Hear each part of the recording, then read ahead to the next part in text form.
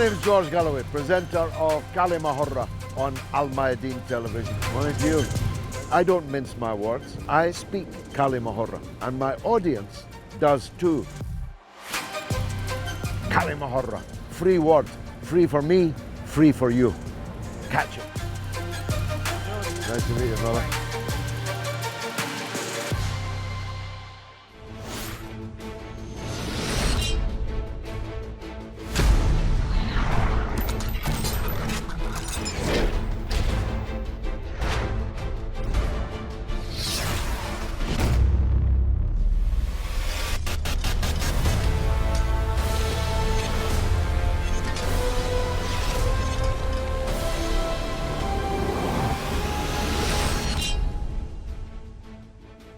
Welcome to Kalimahurra with me, George Galloway, on Al Mayadeen television, coming to you from London and unusually discussing something British. The Prime Minister of Britain, Boris Johnson, is in deep, deep trouble. The proximate reason for the trouble that Boris Johnson is in need not detain us for long, for it is merely a cipher for several other currents that are running through British politics and through the ruling Conservative Party, which has been in power, either in coalition or absolute power, now for 12 years, with at least 2 years still to go before the next general election. That's a long time. Boris Johnson is not what people say he is. He, with his exotic lineage involving the United States, New York, Turkey, Russia, et al., is no kind of traditional British white supremacist. Neither is he, as some on the left claim, maybe even here today, a hard right politician leading a hard right political party and government. As a matter of fact, Boris Johnson is a liberal. As a matter of fact, he's a licentious liberal of the most extreme kind. He's lived his entire life not caring about who he hurt, upset, betrayed, not caring for any difficulties that he, with his own behaviour, has led himself into. There are a litany of families of Boris Johnson. Not just his own families, but his, how shall I put it, intervention into the lives of other people's families. Champagne, cocaine, cannabis. He has led the life of a 19th century English public school boy, a kind of cross between Billy Bunter and Flashman. Look them up if you're not familiar with them. He is a liberal. There is no polar bear he wouldn't hug, no green cause he wouldn't embrace, no gender or sexual cause that he will not hoist the rainbow flag for. So he's not a white supremacist, and he's not hard right. In my view, he's not even a conservative at all. And that is one of the problems that he is facing. He's not a conservative at all. On tax and spend, he's spending public money like a drunken sailor, with far more abandon than any Labour Chancellor would do. His one saving grace for the right of his party, the Thatcherites in his party, is that after a great deal of equivocation, I mean the night before a great deal of equivocation, came down on the side of Brexit. And unlike his predecessor, Theresa May, actually got Brexit over the line. But that's a wasting asset, especially as he hasn't actually grasped the power that Brexit gives him to strike an independent course in foreign policy, in trade deals. In Latin America, for example, almost all the trade deals remain still to be done. He hasn't grasped the power that is now his, according to Brexit, to deal with the arrival on the southern coasts of England of some 1,000 to 2,000 people every single week, who then go on to be housed indeterminately at a price of £75 per head in hotels for potentially many years to come, maybe even for always. Try getting a hotel in the Midlands or the north of England now. You will not. They're closed for usual business because the profitable business is in the refugees and the asylum seekers. So Boris Johnson is in trouble because he's not conservative enough for some of his fellows, and he's too Brexit for many of the others. Now, he faced a no-confidence motion. He won it, but he didn't win it well, despite all the protestations to the contrary. He had more votes against him as a percentage of his parliamentary party than Theresa May had when she had a vote of no confidence tabled against her, and she was out within 6 months. When I myself was in Parliament with one of the guests here today, John Major triggered his own vote of confidence, and he had fewer people against him than Boris Johnson did recently. And we know what happened to him. In 1997, he went down to a landslide defeat at the hands of soon-to-be Sir Tony Blair. These are my views. I summarise them thus.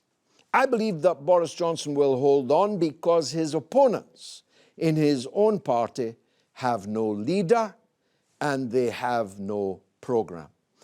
When Mrs Thatcher faced the challenge of Michael Heseltine, although Heseltine didn't eventually win, he was quite obviously a leader. And he had a programme which was to break from the Thatcherite economic model that his predecessor had fashioned and ruled Britain for a decade with. So without a challenger, without an alternative programme, Boris Johnson is probably here until the next general election. The question is, will he then face the same fate as John Major? I'm joined, as always, with a group of excellent, real experts. I'm just the enthusiastic amateur. And we're looking at what is the future for Boris Johnson, Prime Minister. Robert Olds, you're a well-known spokesman for the Bruges Group, which was a Thatcherite grouping, which was one of the pioneers, I must say, of the struggle for Brexit. I'm imagining that the only thing that attracts you to Boris Johnson is Brexit. Would I be wrong? Well, Boris Johnson is benefiting at the moment from the fact that there, as you mentioned, there isn't really an obvious choice of a replacement. There isn't an alternative ideology, and Boris Johnson can pretend to be any number of political wings of the party. He will throw red meat to Eurosceptics by promising to do something about Northern Ireland and making sure that's brought back fully into the UK and out of the EU's orbit, or promising to do something about asylum seekers and migrants by having the Rwanda policy. We're deporting people to Rwanda to have their applications processed. He can do things like that, but at the same time, he can present himself to other sort of one nation Tory elements of the Conservative Party by his ambitious tax and spend policies, which, of course, in terms of the state intervention, state expansion of the state, it's as big as it was under Clement Attlee, the socialist Labour Prime Minister after the Second World War,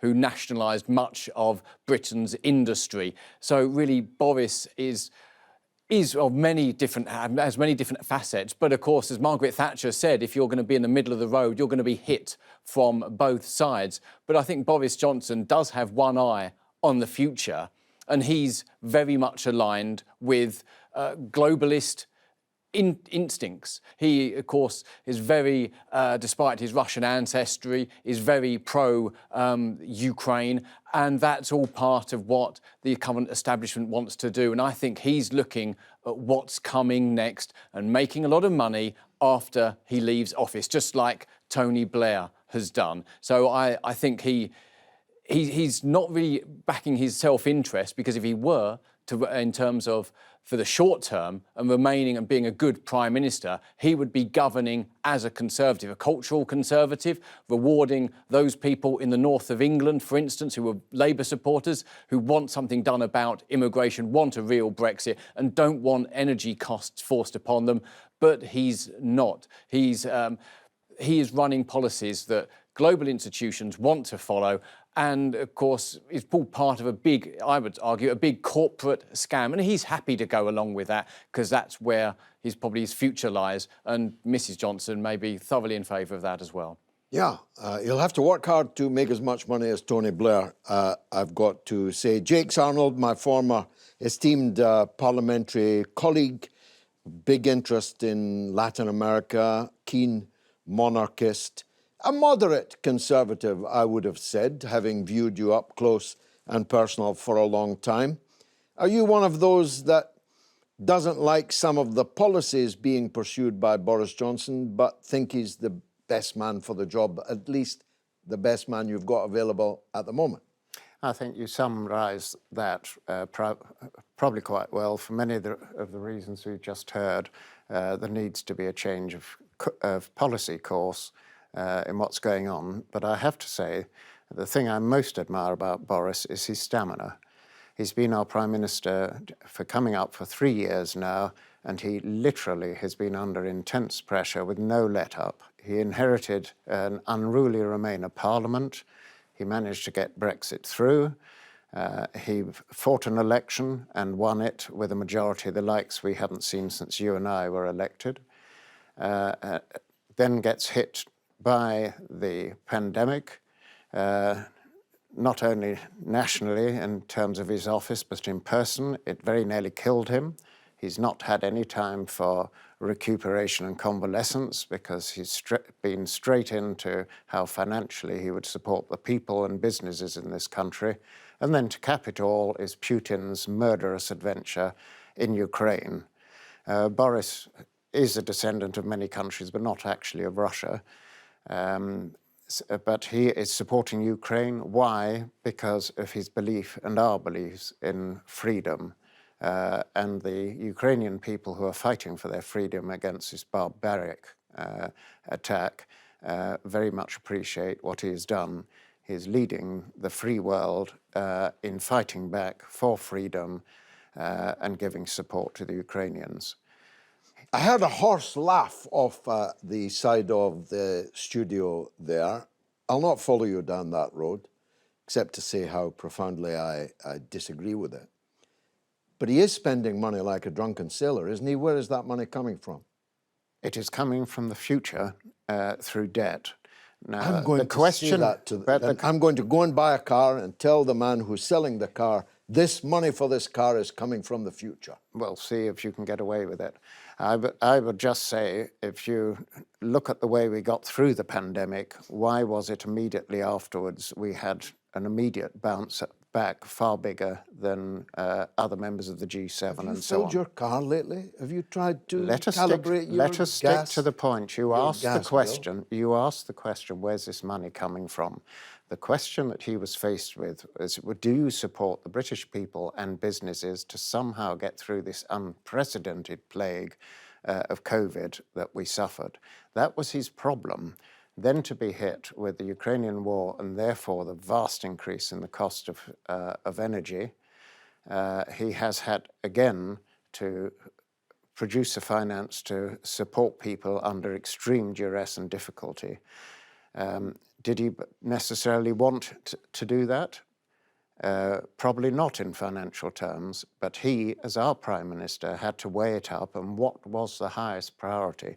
And both in terms of dealing with COVID and now in terms of dealing with the energy, he's sided with the British people and the determination that we all get through this. Okay. Hussein Ali Diakids, You are uniquely on this panel a left-wing Muslim community activist, a well-known one, but you're also a historian, a geopolitical analyst, a big supporter of the Palestinian people, and we can admire your handsome kafia, which will be widely cheered by the audience around the Arab world. What's your take on Boris Johnson? And are you one of those that think that the Labour leader, Keir Starmer, deserves to and would be a credit to the position of Prime Minister of Britain? Okay, I'm probably going to be a bit different, and some of the left, many people on the left might disagree with me on this, but I'm actually terrified of Keir Starmer. I find him, as a Muslim particularly, I find him to be more Islamophobic than Boris in many of his actions. He's done a great cleansing of the party, of the Labour Party, of Muslims, anyone who supports Muslim rights. So to see with Boris, a Tory is a Tory from our point of view. You know, he's going to do things that Tories are going to do, and you're not going to expect much less from him. But when you have someone that the Labour Party or the Muslim community has always put their trust into the Labour Party, blindly often, even after Tony Blair, as much as we dislike Tony Blair, we still voted Labour just because it was the idea of the lesser of two evils. I don't see Keir Starmer as the lesser of two evils anymore. And I think that's the main problem that we have. We have a real vacuum within politics. We've seen that in Tower Hamlets, in the latest local elections. In the East End of London, my former parliamentary constituency. Yes, and you, as far as I know, you inspired a lot of the Aspire party in the early days. They took on carried on what you did back then and what you built. And we're seeing as well the Green Party had a bit of a rise, you know, not as much as they could have, but that's mainly due to their own problems within their party. But there is a big vacuum there for left-leaning people, for Muslims, for people who support minority rights that we're not seeing in the Labour Party. We're just seeing, it's been said many times, a Tory light, but to the point now where it does feel like it's become more extreme. Boris might say some controversial things, but does he agree with these things, or is he just trying to get support from traditional Tories? That's the issue that we're having, I think. And so I think right now I would rather Boris stay and you know, wait till Labour has a decent leader who can actually galvanise real Labour support, if that's even possible now with the state. I think you might get your wish. Now, Sheikh Jafar Ladak is in Leeds in England. He's the Imam of Babul Ilm Centre in Leeds. He's the writer and author of 4 important books. Sheikh, welcome to the show. My honour, thank you for inviting me. Sheikh, you're leading a campaign to change the emphasis of Muslim community charities. In the past, almost all of hundreds of millions of pounds a year was being sent to, if you like, poor countries, many of which the community originally came from. Now you want to spend far more of that money here in Britain. What's the reason for this change of emphasis? Statistically speaking, the Muslim community is the most generous community in the UK. However, also statistically speaking, the vast majority of those charitable funds that are raised tend to go abroad to those countries that we have come as a refugee or as a diaspora community from. But at the same time, we began to realize that we're not focused on the needs that are immediately in front of our eyes in our own backyards, so to speak. And this, of course, has many effects. Now, in the times in which we're living in, since the time of austerity over the last 12 odd years, many millions of children have been plunged into different levels of poverty. And this is something that is now front page of national newspapers. We're actually seeing, for example, the unions, such as those unions of teachers, those unions of head teachers, describing what they're seeing on a day-to-day basis in their classrooms. When you have a government that has pulled the rug from underneath communities, we knew immediately that we need to focus attention on serving those needs that are immediately in front of us. So we looked at which communities we could support and also charities that we could join. So this was the genesis of what we tried to do over the last couple of years. So who should be blamed for the situation you describe? Is it Boris Johnson and the government's fault? How did we get into the mess you describe? The fact of the matter is that the British economy is the fifth, or at least the sixth largest economy in the world. There is no reason as to why the fifth or sixth largest economy in the world should have so many millions of people going hungry or suffering in such a drastic way. That tells us that the problem isn't just Boris Johnson. Of course, his mishandling of the pandemic and the entire Brexit fiasco is well known to everybody. But we're talking about systemic issues here, whereby huge amounts of wealth are being gobbled up by a certain ideology, by a certain class, and the idea of public ownership or the ideas of utilities actually working for the constituents of this country has almost become a joke. There's almost no serious political discourse around these particular issues. And so someone like Boris Johnson or the Conservative Party is a symptom of what the British economy is like today.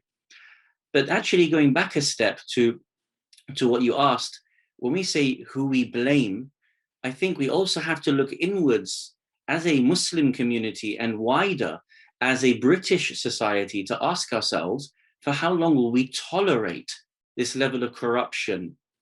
And how long will we tolerate people in our country going hungry? And it's got to the point now where we can't trust the opposition party to be able to make a serious dent in this.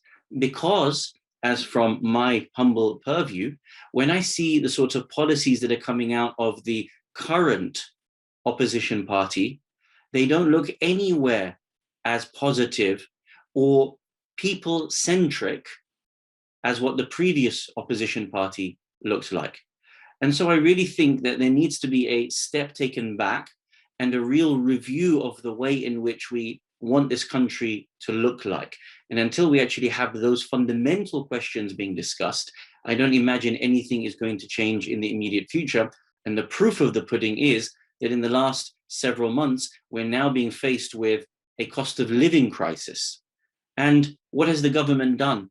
They have said, for example, that they've cut 5p from the tax, from the duty on fuel at the petrol pumps. In the last 3 months, all we've seen is it continue to rise. It's now reached £2 a litre for unleaded. And that, of course, is just one example. And finally, Sheikh, what's the solution? You're scathing about Boris Johnson, but equally scathing about the opposition Labour Party. If neither of those, what? It was obvious before Boris Johnson came in that he was wholly unsuitable for this role. We also find that those people who are going to come after him, they also do not seem to be suitable for this role. We then have to think to ourselves that a political process that is actually concerned with the needs of the people has to start with the concerns of ordinary people and has to have an economy that is rooted in trying to lift people out of poverty systematically. And that needs to be things like affordable housing for everybody as a human right. It needs to be that the utilities are in public ownership and available to everyone at cost. It needs to be that there are a return to freedoms that people used to be able to enjoy. And that includes sort of things like freedom of travel, allowing people to go back and find work around the world in a way that is not restrictive of people's human rights.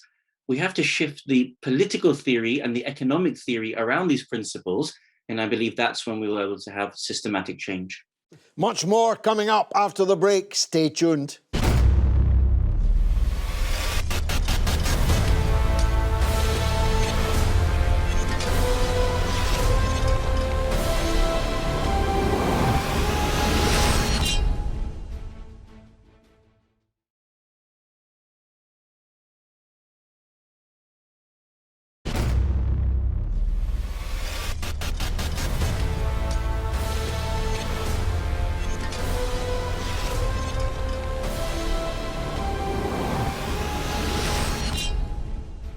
You're watching Kalimahora with me, George Galloway, on Al Mayadeen Television, coming from London, talking about the man in 10 Downing Street in London, who currently, at least, rules the roost.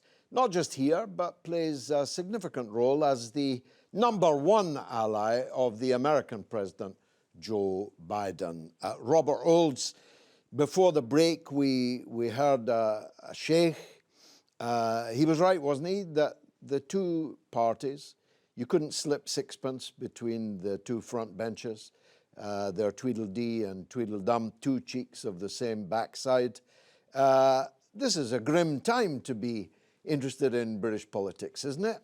Well, it's been an exciting time. They've had Brexit, which has been a great success, a great debate that had lasted for many decades and has finally been resolved, bar a few issues regarding fishing waters, migration, and of course the position of Northern Ireland. But what an exciting debate! And there was the Labour Party, recently led by Jeremy Corbyn, which was offering something very different, but was defeated at the general election of 2019. At this point in time, there is this merging. Boris Johnson is, to a large degree, a man of and from the media, and really sort of follows the establishment agenda in one sense of what he's often has one eye on what the newspapers will be printing the next day. And if the media call for something, then of course he will put that into action. And Keir Starmer is, again, not too dissimilar. So in that sense, yes, it is very disappointing. But if he were to think that the Labour Party would be a home for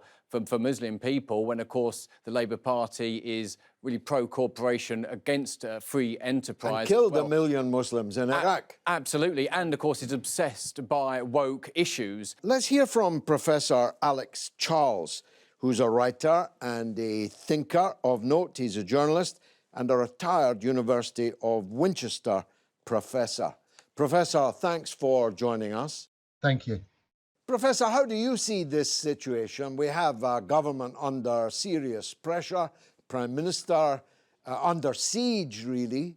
The weakest opposition that in my political lifetime we have ever seen. None of the other parties making a breakthrough either. How did we get into such a sorry pass?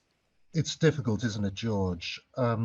The United Kingdom currently probably has the weakest government I've known in my lifetime. That's pretty much because we have the worst prime minister that one could imagine. Boris Johnson isn't a warmonger. He's not necessarily even personally financially corrupt. But Boris Johnson is just a person of absolutely zero honesty and zero honour and zero integrity. It is difficult to imagine a worse person to be Prime Minister. Now, Johnson says he has lots of ideas, but of course it's not a Prime Minister's job to have ideas. It's the Prime Minister's job to lead the country, to implement those ideas, to get his party and to get other parties and the country behind him. The UK is in a state of significant economic crisis. This is a really, really bad situation for the UK.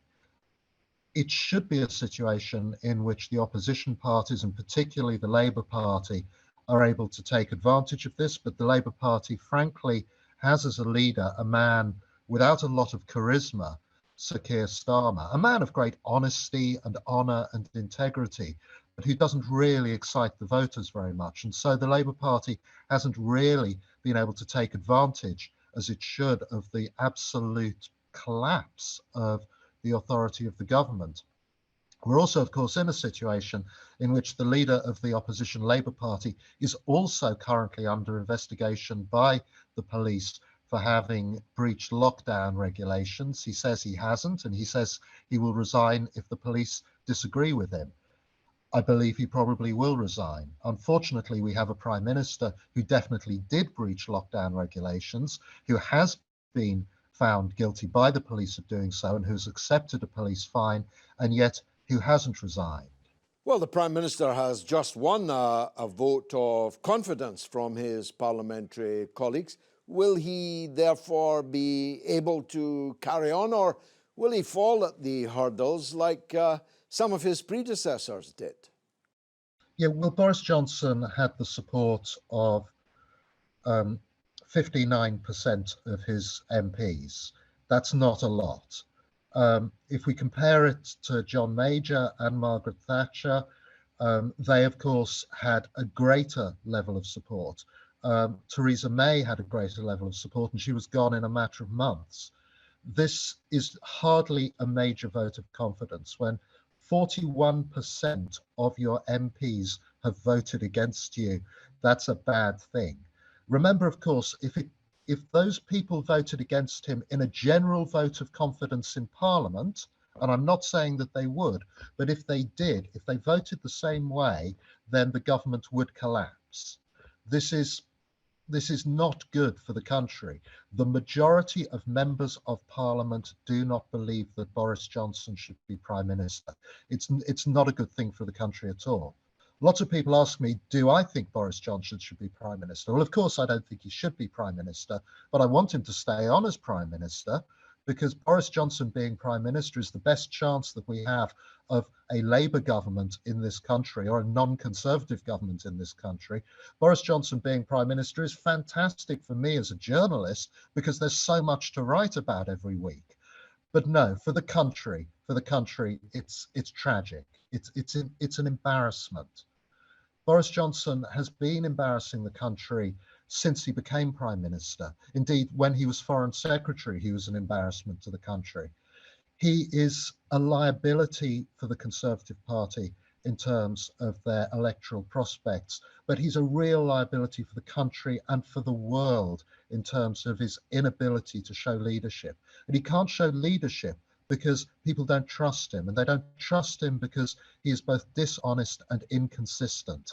And so what's the point of making a deal with Boris Johnson? Nobody believes he will ever live up to it. Well, Boris Johnson has won 3 elections against the grain, in the third case at least the size of the victory. He twice won the mayoralty of London, overwhelmingly Labour city nowadays. And of course, he got a huge parliamentary majority, but 3 years ago. Who on earth have the Conservatives got to replace such a man with? So, yeah, Boris Johnson has in the past been, if not a great communicator, an amusing communicator. As Mayor of London, he was a figurehead. Not a great decision maker, but a good figurehead. He's quite good for the feel-good factor. He's quite a funny chap. He's very good on TV game shows. He's very amusing. What he isn't is an honest and honourable and trusted leader. The trouble is, of course, that like many weak leaders, he's surrounded himself with some very weak people. And there aren't any obvious people in the British Conservative Party, certainly senior in the Conservative Party, who could take over from him. The Conservative Party's own most preferred candidate is Liz Truss, the Foreign Secretary. But Liz Truss is not at all popular in the country. She seems ineffective. She seems, frankly, like an overly enthusiastic schoolgirl in many occasions. She is not a great serious figure. She is not a Margaret Thatcher or a Theresa May. Now, I didn't like Thatcher or Theresa May, but they were serious politicians. Liz Truss doesn't seem like a serious politician. Who else is there? The Deputy Prime Minister, Dominic Raab, the man who spent the Afghan crisis on holiday, didn't come home, and of course the UK evacuation of Afghanistan went horribly, horribly wrong, and many people blame Dominic Raab. He was Foreign Secretary at the time. He was then demoted to Justice Secretary, but he insisted on being made Deputy Prime Minister. Dominic Raab is not exactly an intellectual heavyweight, nor indeed is Liz Truss. Having said that, there are some very good people actually in government at the moment, not white, and the Conservative Party is very, very unlikely to vote for a non-white leader. The current Education Secretary, of course, very competent at that, who formerly ran the vaccines campaign in Britain, showed very great confidence at that, I think would be a decent Prime Minister. I don't agree with him ideologically, but I think he'd be a competent Prime Minister. But unfortunately, it's unlikely that the Conservative Party would vote for a person like that. I think the British people would be perfectly happy to vote for a person of colour as Prime Minister. I'm just not convinced that the Conservative Party would do so. And therefore, they're really rather stuck. They've got a load of frankly incompetent and uninspiring white, middle-class, middle-aged people who are most likely to be voted as Tory leader, but who frankly wouldn't make a decent Prime Minister. Jakes, you were getting hot under the collar there. Why? Well, he sets up Aunt Sally's. He's not mentioned a number of candidates were there to be election, but we actually have a... You're welcome to. We actually have a first-rate in the current Prime Minister. Well, 41% of the MPs for the Conservatives don't think he's first-rate at all. Because he has been knocked off course by the unusual, the completely unprecedented case in this for a century of a pandemic of this sort. But the 41% know that also. You're not the only one who knows that. They have the same information as you. But 41% said they had no confidence in him. Yes. And I believe that we have seen this before. At the time of Margaret Thatcher in 1990, there was panic by people who should have known better, worried about their seats. Well, what they should be worried about is the country. How did she get on after that panic? And she carried on. She was toppled. No, she wasn't toppled. She stood down in order to make sure that we were not succeeded by Michael Heseltine. Well, that's a very novel interpretation of the history. There was a motion of no confidence, a challenge. Yes. She won it, but so many of her colleagues did not support her that she stood down. If Boris Johnson will do the same, Robert, who do you see as papabile? Who could be the next leader of the Conservative Party? Well, many people were originally hoping that it would be Priti Patel, the current Home Secretary, but since she failed to deal with the immigration on the England's southern coast, her star has fallen. Of course, arguably, it's not her fault. It's because Britain's still tied into EU and EU laws that affect this, and also international agreements which make it difficult to tackle.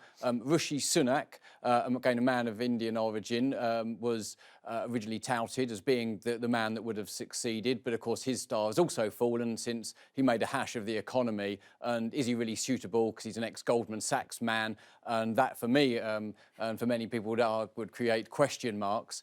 Another possible name would have been Safid Javid, but he fell out with Boris some time ago. And another one is Nadeem Zakawi, who's originally of a Kurdish Iraqi background. He might not be high profile enough, but he's a good communicator and he's managed to avoid the trouble a lot of the others caused. So it could be him or Kwasi Kwarteng. So contrary to what the other gentleman mentioned, there are many people, and indeed the most likely successors of Boris Johnson over the recent years are people of various different backgrounds of either Pakistani heritage or Indian heritage or of African heritage as well, going back in their ancestry. And it's the Conservative Party that would be far more open to that, because it was originally the party that had the first female Prime Minister and regrettably a second female Prime Minister as well in the form of Theresa May, who was a real disaster. And it's surprising that she wasn't removed sooner and she got as far as she did. But I would argue there was a sort of tokenism behind having her in power, and she was leading the Conservative Party to almost oblivion. It's not as bad as that for Boris as yet, but really, we can't be sure. What we need is a change of track to get the economy going. That's the most important thing.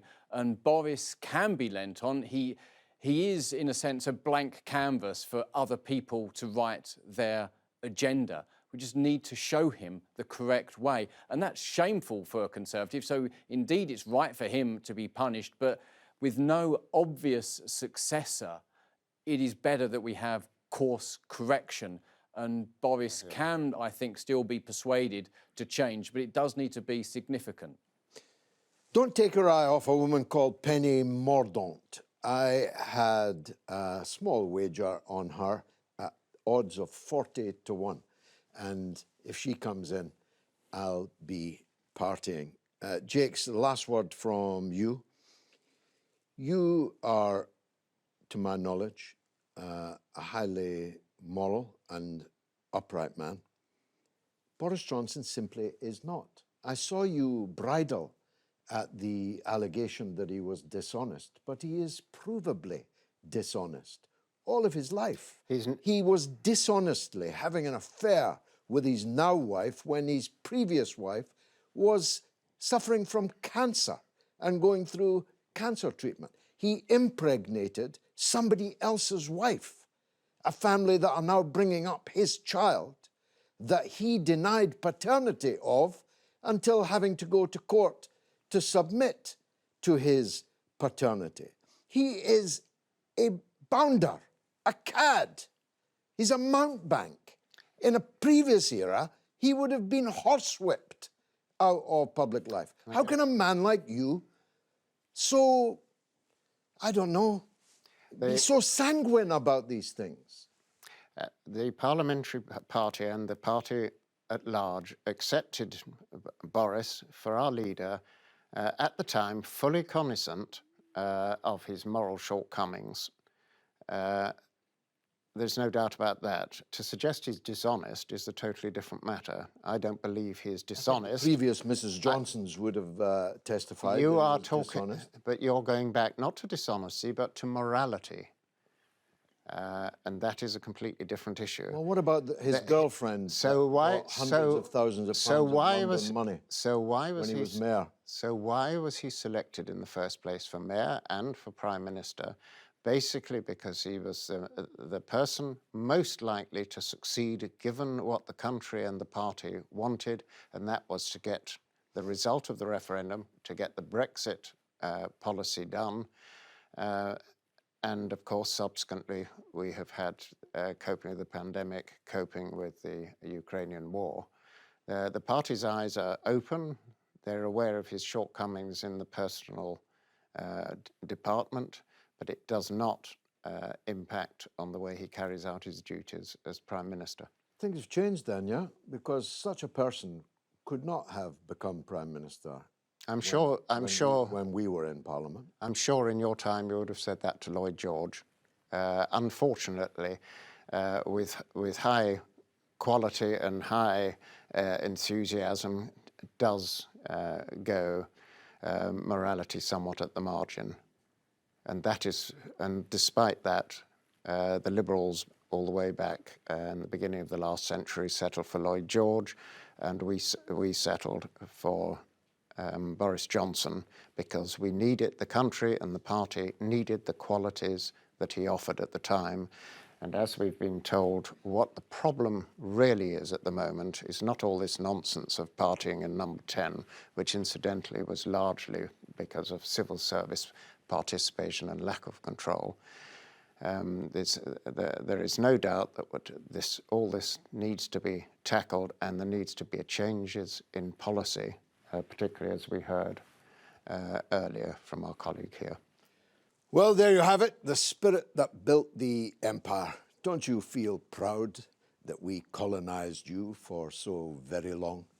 It's been a pleasure conducting this debate, spirited and very divisive this evening. I hope it made for good television. I'm George Galloway.